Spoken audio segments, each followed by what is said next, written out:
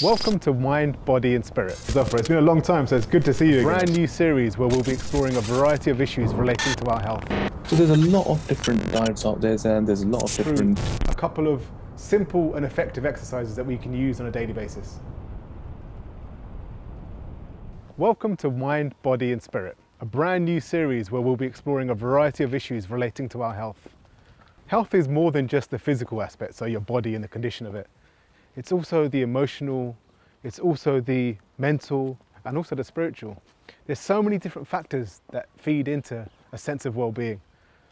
Your diet, exercise, where you live, the environment around you, managing stress levels, all of these and more feed into a sense of well-being, of what we can simply term as being healthy. On every episode, we'll be exploring a different aspect of health. Today's episode will be looking at obesity. Obesity is a complex and deadly disease, one that has tripled in scale since 1975 across the globe. It is deadly on so many different levels for so many different people across the world. Across the globe, obesity kills 3 times as many people than starvation and malnutrition. That's a startling fact. 1 in 4 adults over the age of 18 are overweight, and 13% are clinically obese. Over the course of this show, we'll be having the views of a medical expert who can answer all of your queries relating to obesity. We'll also have a fitness section where Summer will be talking us through a few physical exercises that we can use on a daily basis to help get a balanced, healthy lifestyle. And finally, we'll have a section in the kitchen where our chef will walk you through a couple of dishes that are quite easy and simple to follow. It's worth noting that before you start any kind of physical exercise program, you should get the views of a medical professional. Talking of which, I had a chance to speak to Dr. Muzaffar earlier, and he answered a few key questions relating to obesity. On the Zoom call, we've got my dear friend, Dr. Adnan Muzaffar. It's been a long time, so it's good to see you again, actually. Good to see you again. Strange circumstances in which we're meeting, but this is the way of the world at the moment, right? Yes. So Dr. Adnan Muzaffar is a highly qualified and knowledgeable doctor that can give us great insights into the world of obesity. He's got an MBBS, an MSc, and a BSc as well, so he's in a fantastic position to be guiding us today. So Dr. Muzaffar, just got a couple of questions, if I can, just that can help our viewers on the topic of obesity. Sure. The first question I've got is around weight. What would you categorize as an ideal weight, and what would you define as a healthy target? Okay, sure. So thank you for the introduction, Sam. So an ideal weight, Zen, it really depends on, from one person to another, it depends on their height. It depends on their sex as well, on their gender. But a normal sort of a quick, crude way where we check the ideal weight for somebody is to use something called a BMI calculator. It stands for body mass index. We use their weight in kilograms, in kg, and divide that by their height in meters squared. So somebody who weighs 70 kilogram and has a height of 1.72 meters, you just divide 70 divided by 1.72 squared, and it gives you a number. And then that number has a range where it should fit. So 18.9 to 24.9, 18.5, I beg your pardon, to 24.9, that's the ideal category it needs to be in. So Dr. Muzaffar, just as you know, today's topic is obesity. Can you just give us a high-level overview of what is obesity? So obesity often is not given the importance and the seriousness that it deserves. Now, in fact, obesity is regarded in England and in the United Kingdom as a medical problem now. It's not just something benign, something that you can just take casually. It has an impact on so many other medical conditions, heart conditions, diabetes, blood pressure.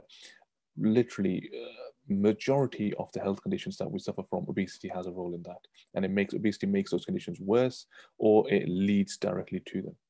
So it's a very serious thing, and we need to show it the importance it deserves. Okay, cool. Good to know. So what should a healthy diet consist of? What would you recommend an ideal routine should be for the normal person? Sure. So a healthy diet you should bear in mind, healthy means a variety of food items, right? Don't just have a couple of things or a few things that you always eat. It's the same food again and again. Have a variety and eat in small portions, not very large portions. So in the morning, for example, one or two toast with one scrambled egg, some salad, salmon, or if you like, a portion of oatmeal or porridge. And then at lunchtime, you can have, depending on what sort of foods you like, you can eat some vegetables, some boiled vegetables or grilled vegetables, with some chicken, some lamb, that sort of stuff, and try and keep your last meal of the day your smallest meal of the day. Okay, so we shouldn't have a massive fried chicken dinner then. That's no, not at all. No. Okay, all right. So following on from that, what diet or exercises would you recommend with weight loss? So there's a lot of different diets out there, and there's a lot of different exercises that people recommend. The key here is consistency. Whatever you choose, whichever diet plan you go on, or whichever form of exercise you take, keep it consistent. Don't make it overbearing for you. Something simple like walking half an hour every day, right? The NHS recommends that actually you do exercise 5 days a week, 30 minutes, sort of medium to high intensity, right? So the key is consistency. Keep it short and sweet, but keep it consistent, whichever form of exercise you choose. And following on from that, can you actually gain muscle and lose weight at the same time? Is that possible, or is that? So that's quite a technical thing, but strictly speaking, you can't, right? Because to gain weight, you have to be in a calorie surplus, and to lose weight, you have to be in a calorie deficit. Now, having said that, you can sort of give an appearance that you have lost weight and gained muscle at the same time, because what happens is, as you lose weight, you already have the muscle, but as you sort of tone up a little bit and your body becomes a bit more firm and a bit more sort of shapely, it gives the appearance that you have gained muscle, but overall you actually wouldn't have gained muscle. It's just that your body's become more defined and more toned. Thank you very much, Dr. Muzaffar. That was really insightful and interesting, especially on a personal level as well. And it's nice seeing you again. Hopefully we'll meet again soon, not in such strange circumstances and in person. Definitely. Thank you for having me as well, Zen. No, thank you so much. Next, we're going to move on to the exercise segment with Samar Ahmed, who's going to walk us through a couple of simple and effective exercises that we can use on a daily basis. I'm here with my good friend Samar Ahmed, who's going to walk us through a few simple exercises that you, the viewers at home, can follow along. They're not too complex, they're not too difficult, but so hopefully some way of making your daily routine a little bit more active. So Samar, nice to meet you. Pleasure to be here. So talk us through some of the exercises that you're going to guide us through. Yeah, so we're going through 4 exercises today. So we're going to start with press-ups, an exercise which most people will be aware of. And there are a few different variations as well. So we'll do an easier variation for the benefit of our viewers at home.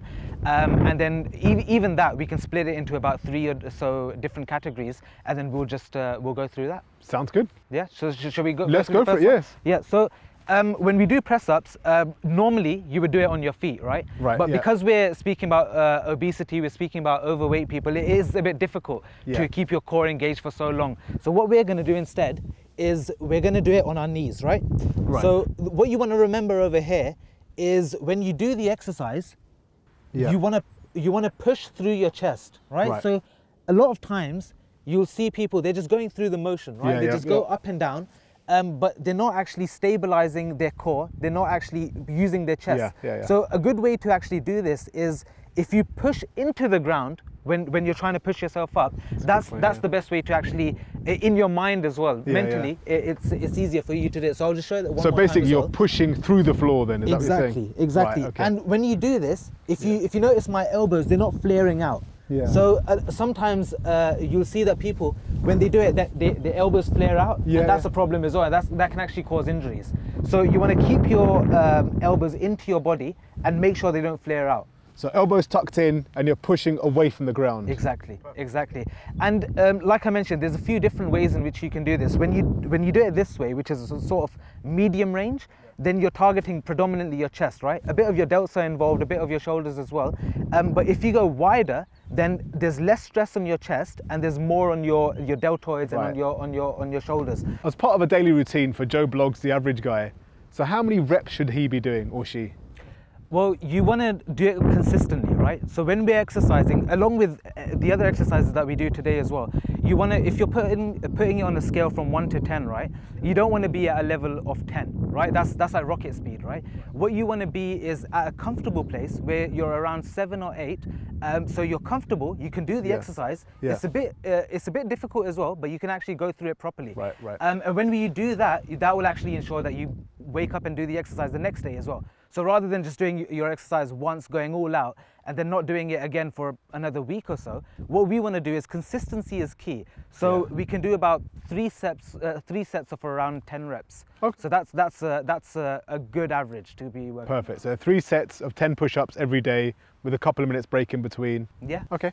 Perfect. That's great to know. All right. So in terms of the next workout, then, what's the next exercise that you recommend as part of a daily routine for, helping lose weight? Another exercise, along with press-ups, is squats, right? And this is something that many of our listeners will be aware of anyway. And this exercise actually, it's so great because it works so many different parts of your body. You're doing your legs, you're working your glutes, your lower back. Most of your body is incorporated when you do this exercise.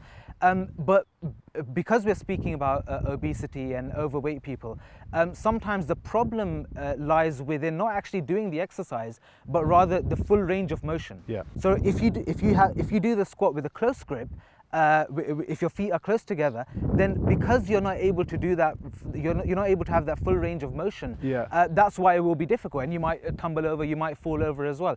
And so that's why the stance that we want to do today or work on is an average stance. Yeah. So it's about shoulder width. So kind of like this. Then? Yeah, and then for the comfort of our viewers at home, they can Point the toes outwards? Exactly. They can point their toes a little out as well. And when they go through the exercise, they can even actually point their fingers out or hands out, so it's a bit easier for them. So when you go down, you could just go like that, and then that's your exercise. And but like I mentioned, because the full range of motion will be a bit difficult, isn't it? So if that is a problem, you can put a chair behind you, a stool behind you, a bed, wherever you are, right, in the comfort of your own home, and you can sit on the seat, you can sit bench, on the chair and then come back up. Yeah. And you can start off with a slightly elevated seat and then just go lower and lower and lower in the weeks to come. So I stand about shoulder width apart, my toes slightly wider. I go down into the actual motion, point outwards. Yeah. I'm breathing in at this point. Exactly. Is that correct? Exactly. Perfect. Okay. Perfect. If someone like me can do it, then anyone can do it then, right? Okay, and what's the next exercise that you'd recommend? Next exercise are lunges, right? So there's a few different ways that you can do this. Yeah.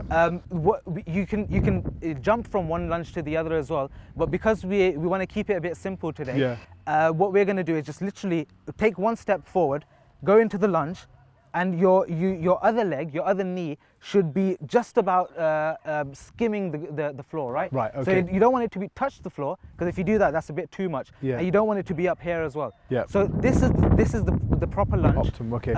But obviously, because we're speaking about overweight people, it would be difficult to go all the way down and then get yourself back up as well. Yeah. So for them, if it's easier, then they can just go through around up to here. Right. So whatever they're comfortable with, that's what they should do. And then you want to do it on alternate legs. So if you've done your right one, then you want to go to your left one. So that's the way that you want to do it. Perfect. Okay. Yeah. Seems pretty straightforward. Yeah. And is there an easier modification for someone that might find this more difficult? That, if they've got, they're overweight or their balance is not, because I saw when you went down, you've got quite good balance, but if someone goes down, they're going sideways. Is there a way of kind of simplifying adapting for that? It's just doing it a bit slower, isn't it?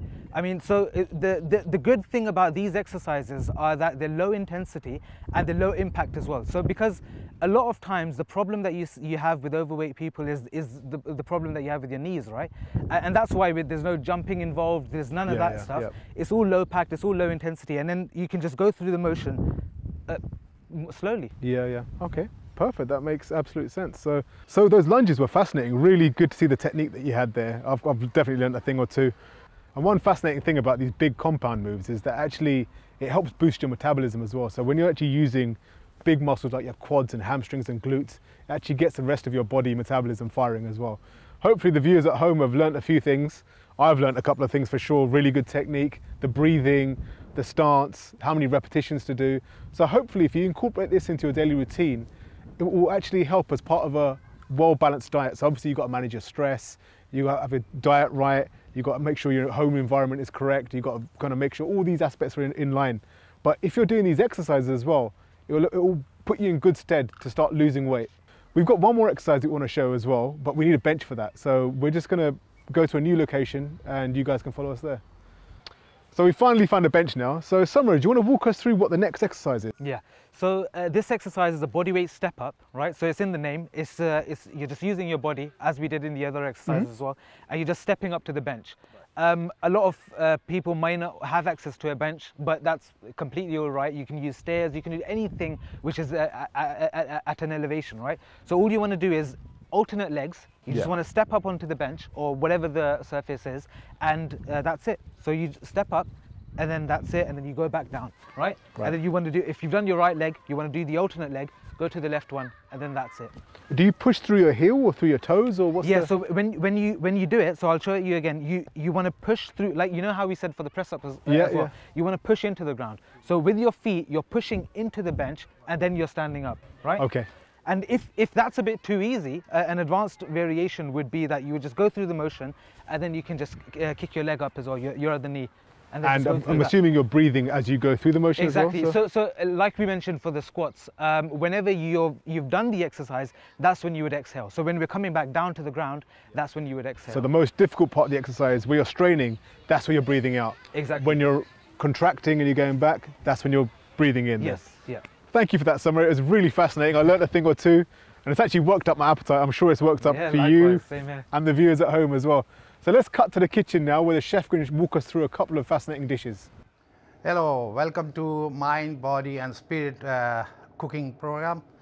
But today I'm going to make two dishes. One is herbal fried chicken breast, but this butter fried chicken breast, it will be fried on a pan. It will be served with the fresh vegetable, which I planned already, which type of the vegetable I'm going to use. So there are three carrots, beans, and beetroots. Beetroots I'm using because this is, first of all, it's a color combination, very nice to each other.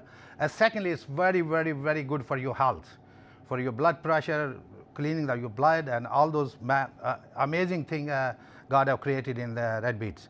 And then I have some spinach. I will show you where I'm going to use spinach. I have all those vegetables I have blanched or cooked a little bit. That I will serve with the chicken breast and with spinach sauce. Okay, the first thing first, we have got a very nice chicken breast. You can use it as with a skin or whatever you want. And this is a very important thing in this one, that you take your knife and you cut diamond cut, because we're going to fill up with a herb and we're going to fry it in a butter.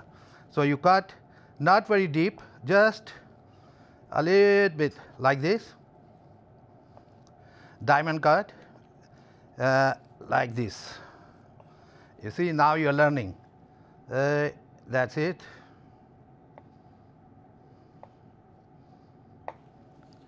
And now what we have to do, we have to spice it up. So you can use any kind of, I'm using this, to just make it easy for you, I'm using that dry mix herb, Italian, Greek, whatever you like to have, you can use the fresh herb, but I use to just make it a little bit easier for me and for you guys, that everybody have those things at home. And that's what I'm going to use, this mix herb. That's it. And then crossed pepper. It's not a very, very, very crossed pepper, but don't be scared to use this one. It won't make a hot or heat or something like this. Just give you the flavor of pepper, black pepper. Don't be afraid of to like this, huh? That's it. Easy is that. Now, as I said, plan, organization. Now I have my vegetable ready, my chicken is ready. What I have to make? Now we have to make the sauce. So let's start with the sauce. Very easy. Just a little bit of milk. So I bought this cream of leek. You can buy cream of spinach. You can buy even the white sauce, doesn't matter. So because the flavor is there, don't look at the recipe behind the packet. You just use your common sense and see if your sauce become thick, you add some milk. If it has come thin, you add more powder. Now I take this powder and I'm just guessing so much. As I said, first of all, you remember one thing. Always when you make a food, just think you're going to love to make food. It's not like a nuclear formula you are making, just a food. If you make mistake, you make a sauce, you become a thicker, you add milk. All right, while we wait until it's boiled, and then meanwhile we can just fry the chicken breast. You can use oil, butter, whatever you like to cook fry your chicken breast. But normally I use butter because it gives you more flavor, saltish and something special fat. But you can use anything. It's just alternate what you like. If you don't like the butter, don't use butter. I like butter, so that's why I'm using. As you can see from my health, I'm using the butter. And just a touch of to make more like a luxury sauce, which chef use. Normally the chefs use, the butter, but I just want to save this butter to more calories or something. I use half and a half. You can use full cream, whatever. Or if you don't want to, don't use the cream. Make it very simple, please. Don't stress about. Never stress with the food. If you are stressed with the food, you will not make it. The result won't be there. So now is the time. Now remember always upside down first. That side which you're going to present on the plate, that should be go first. Why I'm putting in a little bit cold pan? Because this is chicken. I don't want to be like a very hot fry.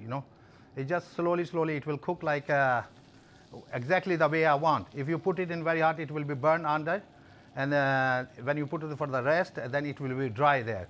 So a medium heat pan, and I think that you will make it. Now is the time you put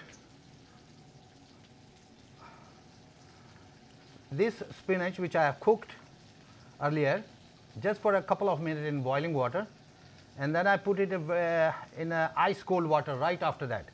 It's just to keep it the color of the spinach, otherwise it's become gray. Spinach become gray.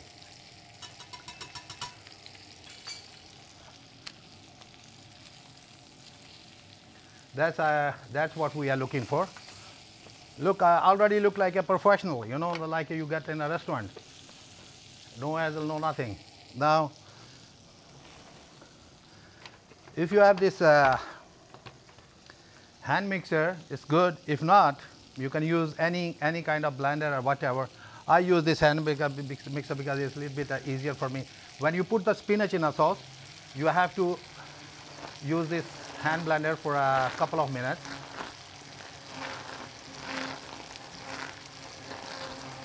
All right, now we are that far, and now we have to fry our vegetable. Again, this is important. You can't use in this one. You can't use oil. You have to use for the beetroot. You have to use the butter is very important, because that's gonna give you very special flavor. And now here is the second secret. Is the sugar. You caramelized that beetroot. As I said, you make it like this, like children should love it,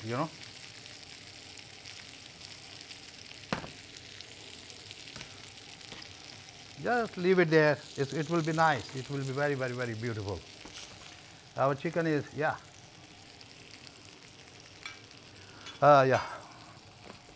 I think at least you should put the chicken like 10 minutes or something like this.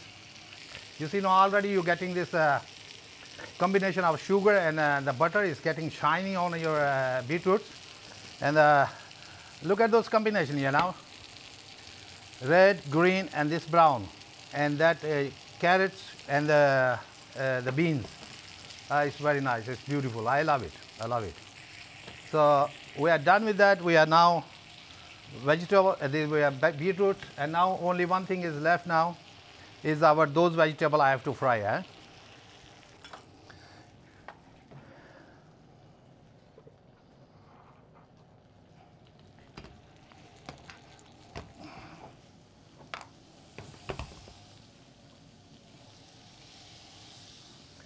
Now there is one thing more. If you want, if you don't want, it's okay. If you want, this is something give the extra flavor to your beans, you know. If you have beef bacon, turkey bacon, whatever you have, you just chop a little bit and you add into this. I'm using this turkey bacon. This is turkey bacon. Just put a little bit salt and the pepper, as I said.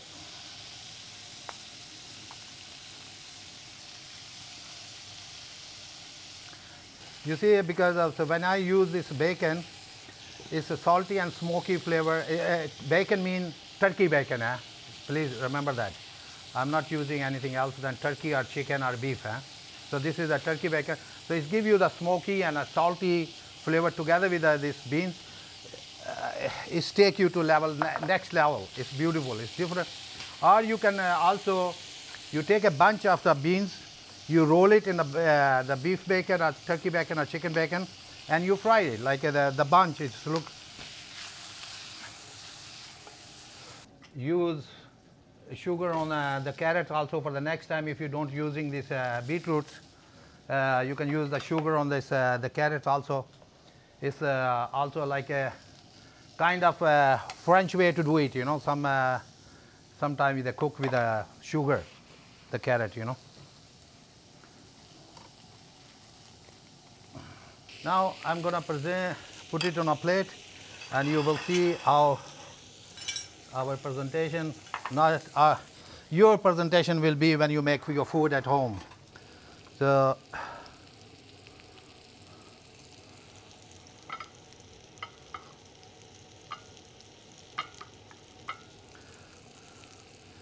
this cold meat of chicken, turkey, or whatever, you put it there. This is amazing, I tell you.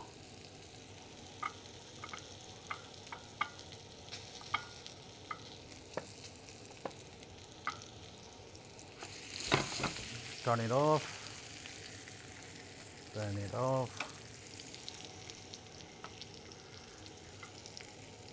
You know, it's just to get this one, and just in the middle. Otherwise, I have no other function than that. It's not so complicated.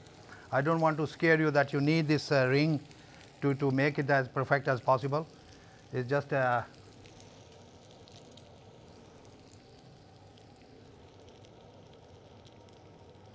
you can make the presentation exactly the way you want. Don't look at what I am doing or how I made it. It's complicated. And then you take the sauce.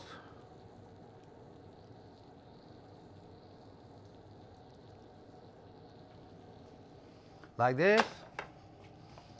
Now there is two ways.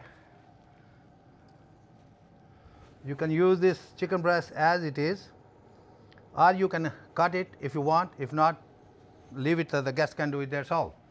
And you know, just to you put some this. Here you go.